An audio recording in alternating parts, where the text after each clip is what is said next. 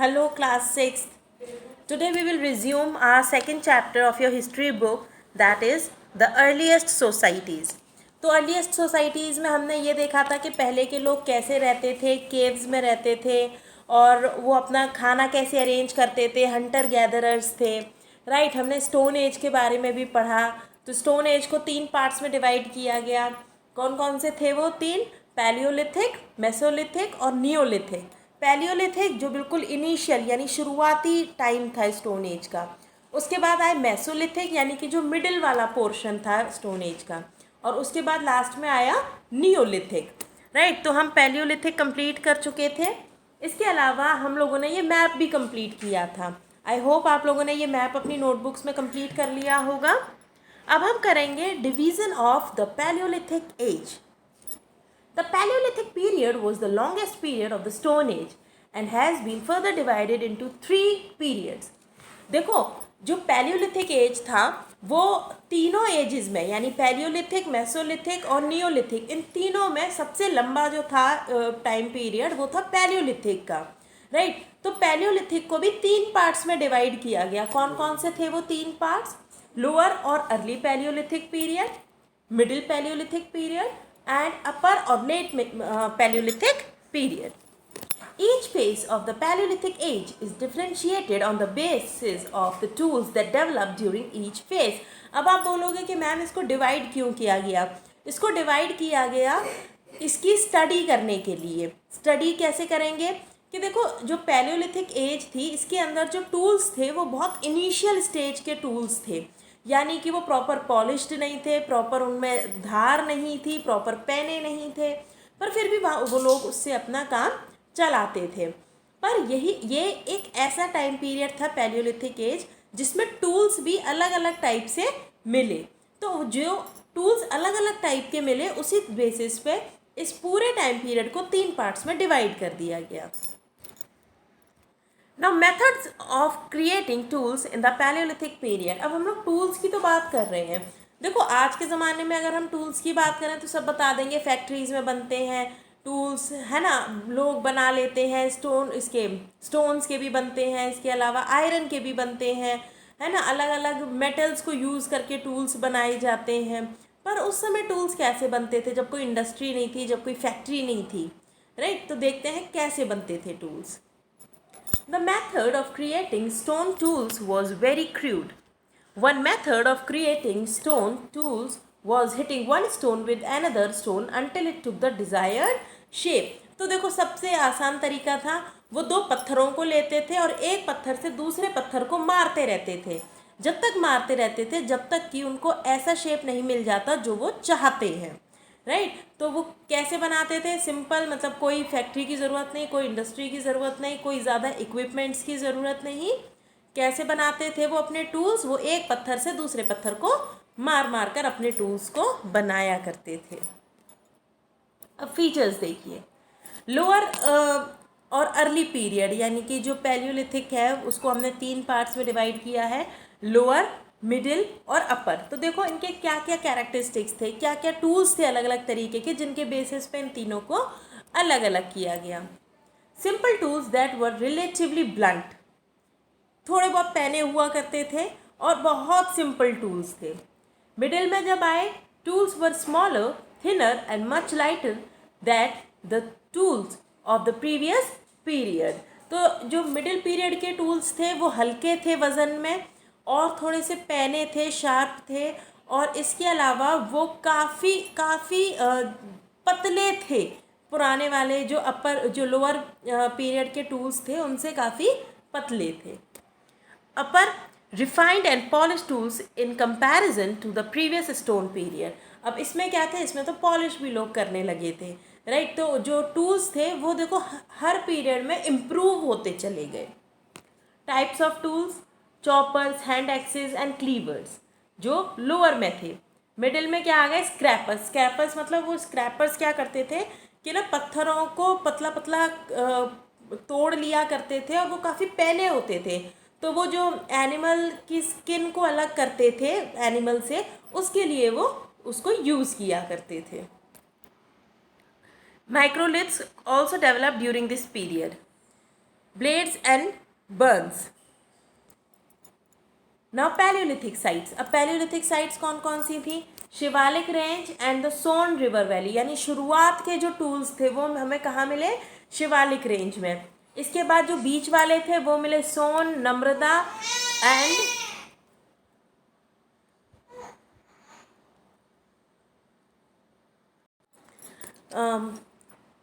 Narmada and Tungabhadra river valley. इसके अलावा जो अपर पीरियड था वो था भोपाल, मध्य प्रदेश, छोटा नागपुर. राइट. तो ये रीजन्स थे जो ये अलग अलग टाइम पीरियड पर इनके जो टूल्स है वो मिले. Right. Another way of making stone tools was pressure flaking. In this method, the stone was trimmed to acquire the desired shape. और कौन सा मेथड था? देखिए ज़रा ये क्या हो रहा है यहाँ पर. देखिए, a stone tool being made by repeatedly hitting one stone with another to give it the desired shape. देखिए मारा जा रहा है ना, इस पत्थर को इस पत्थर से मारा जा रहा है. देखिए इस तरीके से मारकर ये इसको बना रहे हैं और ये उसे तब तक इस पत्थर से मारते रहेंगे जब तक कि इनका डिज़ायर्ड शेप, यानी जो ये शेप चाहते हैं वो ना मिल जाए. ओके. तो एक था प्रेशर फ्लेकिंग. प्रेशर फ्लेकिंग में जो स्टोन्स थे उनको ट्रिम किया जाता था उस शेप में जिस शेप में वो उसको यूज़ करना चाहते थे. Instead of constantly hitting the stone was placed on the hard surface and then other stone was placed on top of it at a certain angle.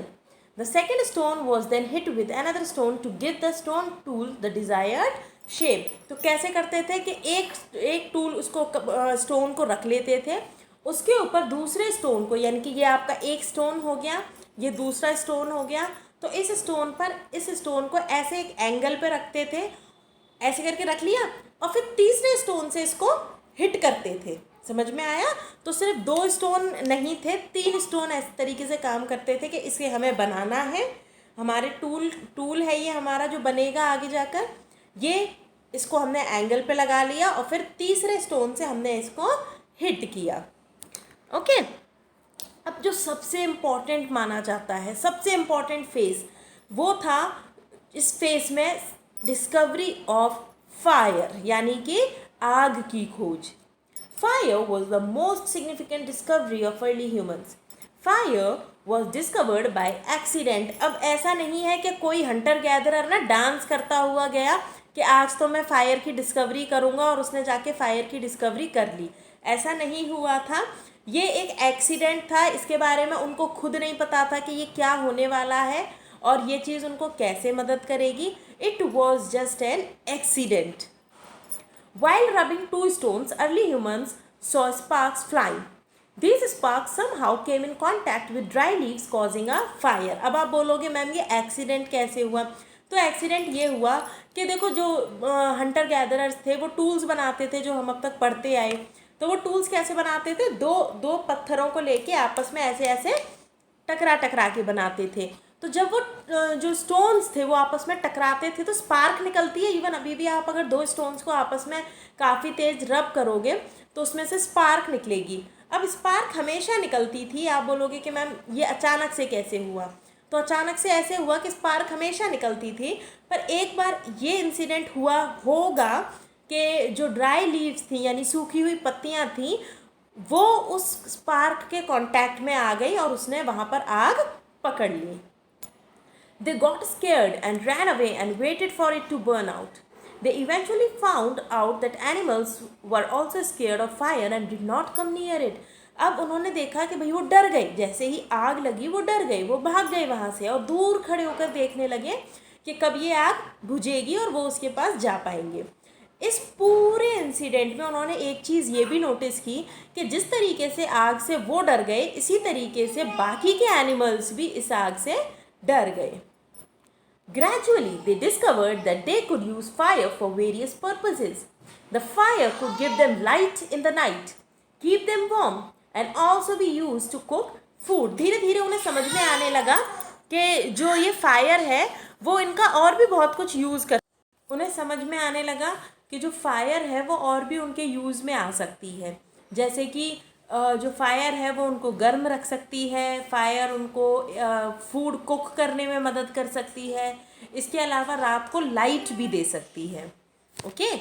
More significant than the discovery of fire was how the early humans learned to control fire and use it to their advantage. उससे भी ज़्यादा जो useful था वो ये था कि discovery तो हो गई फायर की, पर उस समय के लोगों ने फायर को कंट्रोल करना कैसे सीखा और जो फायर थी उसको इस तरीके से कैसे वो अपने यूज़ में लाए कि उन्हें प्रॉपर बेनिफिट उस फायर के मिल पाए ना। अर्ली केव्स पेंटिंग, देखो अर्ली केव पेंटिंग से ही हमें इस टाइम के बारे में काफ़ी कुछ पता चलता है। Many cave paintings have been found that belong to the stone age. Most of the paintings depict the everyday life of people, including images of hunting, dancing, और परफॉर्मिंग सम रिचुअल। देखो उस समय पे लोग पढ़ना लिखना तो ऑफकोर्स नहीं जानते थे, तो वो अपने आप को कैसे एक्सप्रेस कर पाते, तो वो एक्सप्रेस करते थे ड्राइंग्स के थ्रू। जहाँ पर भी वो रहते थे, चाहे वो ट्री हो, चाहे ट्री के बाग्स हों, चाहे वो केव्स ही क्यों ना हो, वो उन पर पेंटिंग करते थे। और वो पेंटिंग कैसे करते थे, वो पेंटिंग करते थे जो लीव्स होती हैं ना, लीव्स होती हैं, फ्लावर्स होते हैं, उनके कलर से उन पेंटिंग्स में कलर फिल किया करते थे।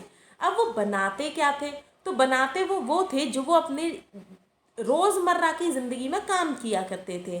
फॉर एग्ज़ाम्पल डांस या किसी तरीके का कोई अगर वो रिचुअल फॉलो कर रहे हैं, या फिर वो हंटिंग करते हुए भी जो ड्राइंग्स थी उनको ड्रॉ किया करते थे।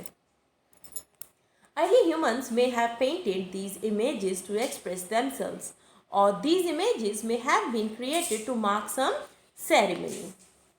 Bhimbetka in Madhya Pradesh is home to the oldest cave paintings that date back to the prehistoric time. तो मध्य प्रदेश में भीमबेटका है, ये एक ऐसी केव है जहाँ पर काफ़ी कुछ पेंटिंग्स देखने को मिलती हैं स्टोन एज की। UNESCO declared the Bhimbetka cave as a World Heritage Site. These cave paintings were discovered by V.S. Wakankar and exhibit traces of early humans' life in India. तो ये जो caves हैं इसके अंदर काफ़ी कुछ ऐसी ड्राइंग्स हैं जिससे हम स्टोन एज के लोगों के बारे में काफ़ी कुछ इंफॉर्मेशन गैदर कर पाए। The art depicted in the cave paintings of Bhimbetka is quite similar to the art found in the cave paintings of Bushmen in Kalahari and the Luxcox cave paintings in France. अब एक चीज़ देखो कि India में जो paintings मिली वो काफ़ी similar थी जो फ्रांस में पेंटिंग्स मिली। Okay, The unique feature of the Bhimbetka cave paintings is that these paintings are not engraved but have been made by using some sort of color. दूसरी चीज़ जो इसकी थी कि देखो पेंटिंग या ड्राइंग का मतलब उनका सिर्फ ये नहीं था कि उन्होंने जो कलर्स थे वो यूज़ किए, कलर्स के अलावा वो इनग्रेव भी करते थे। जैसे देखो अगर ये केव की वॉल है तो इस पर अगर ऐसे ऐसे करके ऐसे पत्थर से किया जाएगा तो देखा है वो स्क्रैपिंग करके भी आप पेंटिंग्स को ड्रॉ कर सकते हो, बना सकते हो वॉल्स पर, है ना। तो इस तरीके से भी पेंटिंग्स मिली, कुछ colourful milli.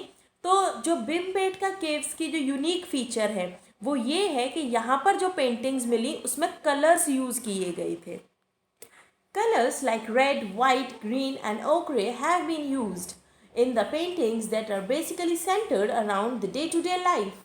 These colors may have been created by powdering certain rocks or using plant-based dyes and then making a paste by using water and in some cases animal fat. तो देखो अंदाज़ा लगाओ कि वो लोग होशियार कितने होंगे कि जो ट्रीज़ अवेलेबल हैं या फिर जो उनके आसपास चीज़ें अवेलेबल हैं कलरफुल, उन्होंने उसको पाउडर में कन्वर्ट किया होगा, फिर उसमें पानी मिलाया होगा या एनिमल फैट मिलाया होगा, फिर वो कलर बनाया होगा और उसके बाद उन्होंने उन वॉल्स को पेंट किया होगा। Now we will start with the Mesolithic age, that is the middle phase of the Stone Age. The Mesolithic age is a period of transition from the old Stone Age to the new Stone Age, यानी कि old stone age जहाँ पर fire की discovery हो चुकी थी, उसके अलावा भाई जो टूल्स थे वो भी इतने ज़्यादा एडवांस नहीं थे, तो जो ओल्ड स्टोन एज से थे अब लोग बाहर आने लगे न्यू स्टोन एज की तरफ। Mesolithic originates from the two Greek words. Mesos means middle and lithic means stone. The Mesolithic period lasted from 10,000 BCE till about 8,000 BCE. The crude tools from the Paleolithic period were replaced with sharp and pointed tools. तो अब तक जो crude tools थे यानी कि इतने ज़्यादा sharp नहीं थे, इतने ज़्यादा पैने नहीं थे, अब जो tools बनने लगे वो sharp थे, वो पैने थे, pointed थे. Some tools found during this period were smaller in size. These tiny stone tools, which were not more than 5 centimeters in size, were called microlith. और जो 5 सेंटीमीटर साइज तक के टूल्स थे उनको बोला जाता था microliths. Due to their small size, these stone tools could also be attached to sticks or bones and be used to hunt as well as dig the ground. वो क्या करते थे आपके उस छोटे से टुकड़े को किसी बोन में या किसी वुड में फंसाकर और उसे खोद भी सकते थे और उससे हंटिंग भी करते थे. The Mesolithic sites in India are found in Rajasthan, Gujarat and parts of Uttar Pradesh.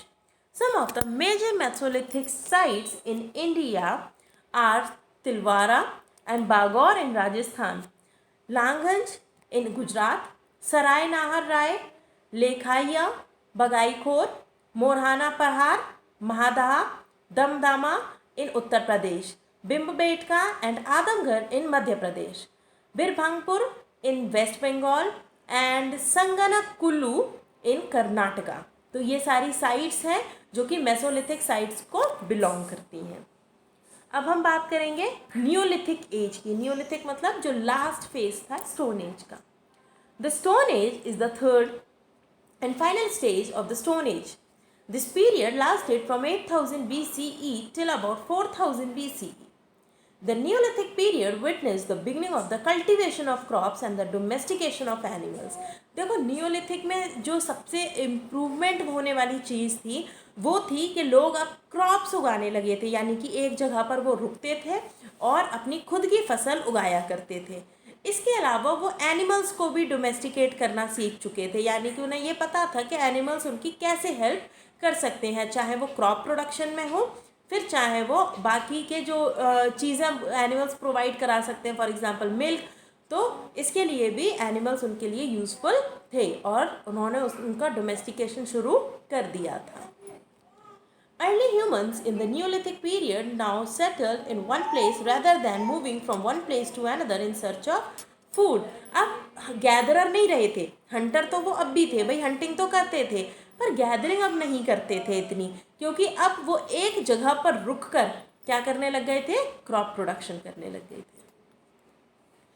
The tools of the Neolithic period were polished and refined.